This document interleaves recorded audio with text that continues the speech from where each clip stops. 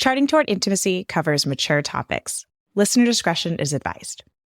Last spring, I was 14 weeks pregnant and already starting to feel that shift. The familiar moment when our usual go-to position in bed just wasn't working anymore.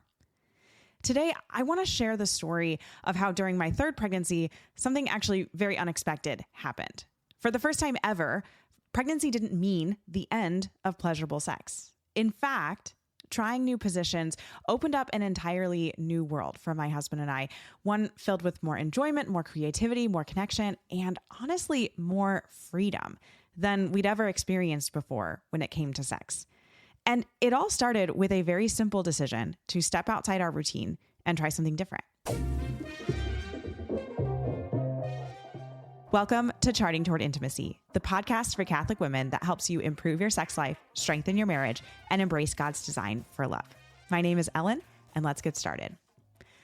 All right, so last spring, I was just turning that corner into my belly was starting to grow. It's my third pregnancy, so at 14 weeks, I was definitely starting to show.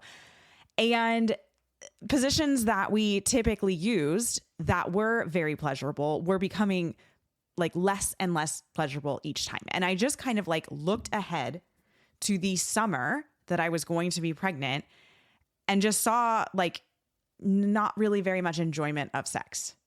And that like hurt. That was really hard because I didn't want to not enjoy sex. I wanted to stay close to my husband. I wanted to enjoy sex. I didn't want to just go through the motions, which is honestly what I had done for 2 pregnancies prior to that of just, it was like, well, my marriage needs this. And I knew, like, let me paint the picture for you in those previous pregnancies that it wasn't that I didn't want to have sex. It's just that there was no physical pleasure. And this is something that I talk to you guys about a lot, is that if we want to have desire for sex, we need to have sex that is desirable. And so I was looking ahead at, 4-ish months of sex that wasn't going to be desirable because there wasn't going to be any pleasure to it, like physically, right? And yeah, so I didn't want that to happen. And so I got out of my comfort zone a little bit and I started looking up some new positions, and we tried a bunch and a few of them worked. And it was amazing because really, like I said in the little intro, like for the first time ever, pregnancy did not take away the possibility of pleasurable sex. Sex was able to be more unitive, more enjoyable, more just like communicative because it was also physically enjoyable. I mean, this is why God created the physical pleasure that exists with sex, because it enhances it. It makes it better. It makes it more unitive. We have those like the chemicals that go off in our brain, that oxytocin just like builds that beautiful bonding that we have between spouses. And so, I mean, this is why I advocate so much for you ladies, like learn how to orgasm. It is worth it. It makes sex so much better. It makes it so much holier and unitive. And like, there's just like so much good behind it. But it was more than just trying those positions that really changed last summer in our sex life. Because trying the new positions shifted the way that we thought about sex. Sex was no longer a routine. Sex was no longer bound by habit. We were trying these new positions, which then just kind of opened up this entire world of trying new things in other areas of sex, in foreplay, in the way that we communicated with each other, in the things that we did kind of like prior to really escalatory foreplay, but in just like the fun and freedom that we were having with playing around and doing games and doing card decks and things like that. We were just like more open to experimenting and really just more open to each other. We allowed ourselves to go beyond our comfort level of the habits and routines that we had built that were pleasurable, that were good. The habits and routines, I don't have anything wrong. There's nothing wrong with habits and routines, especially if they're working. But it was like we stuck a key in a door and unlocked and just like opened up this door to a whole new level of vulnerability that we were able to have together as husband and wife. Sex became something that we really looked forward to, not just a habitual activity. It became something I really looked forward to, even at 8 months pregnant. I mean, ladies who have been pregnant before, y'all know that is a big deal, right? There's a lot going on at 8 months pregnant. And to actually look forward to sex, that's huge. But it was because we had a new level of vulnerability with each other. We were on this entirely new level of like freedom in opening ourselves up to the other. And it became even more unitive and even more deeply connecting. And this transformation is really what inspired the creation of the Catholic Sex Positions Guide. It is not just about positions. The change that happened with my husband and I last spring and into the summer was not just about trying a new position. It expanded our view of what is possible when we're open to starting and trying something new.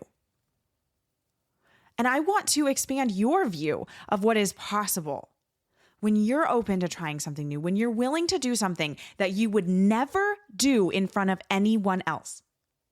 This is what your marriage is. This is the person that you can do anything in front of. And I think sometimes because sex is so vulnerable and because we have so many walls built up because of the just life that we've lived, the purity culture, the influence of secular culture, the influence of our parents and our siblings and everything, and the thoughts that we have in our mind, we have built up these walls that even though we're having sex with this person, we're not fully vulnerable with them. But when we open up to trying new things, when we both know we're going to be bad at it the first time, it frees us up. It frees us up to be bad at it, right? And that opens up more vulnerability and it deepens the relationship. One of the best things that couples can do together is learn a new skill together because you're bad at it. And you see how the other person reacts to failing, right? And you learn how to help each other out. It's one of the most bonding things that you can do is learn to do something new together. And that's why sex is so incredible and such a good thing for married couples to do, right? Because we get married and then we have to learn how to have sex together.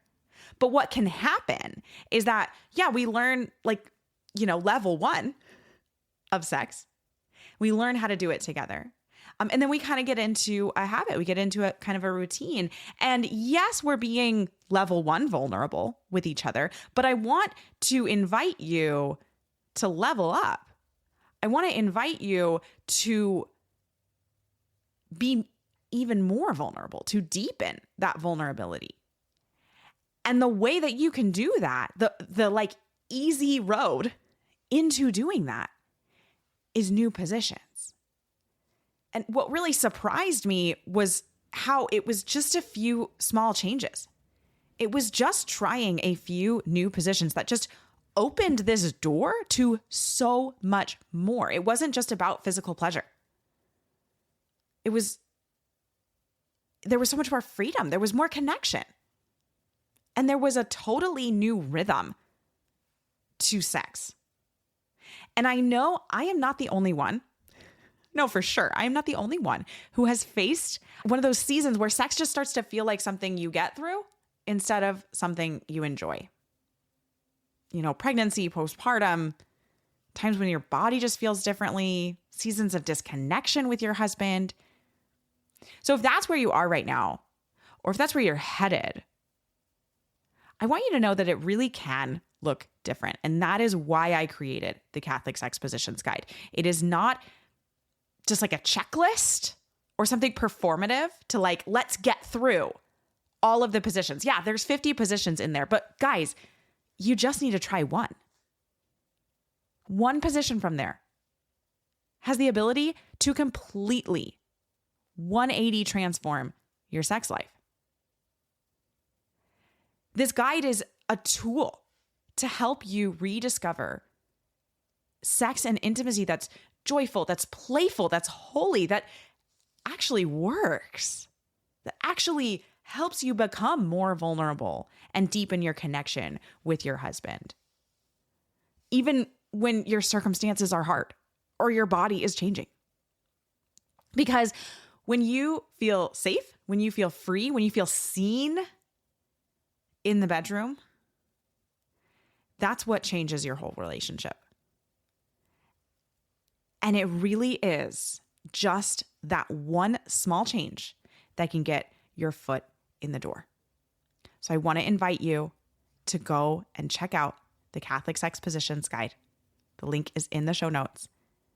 And this is your opportunity. This is your invitation to make one small change, to try one new position and just watch how it ripples through the rest of your sex life. Thanks so much for listening. Let's be honest. If sex has started to feel a little routine, awkward, even disconnected, it might be time to mix things up. But as a Catholic woman, you want to do that without feeling like you've stumbled into something sketchy or worse, pornographic. That is where the Catholic Sex Position Guide comes in.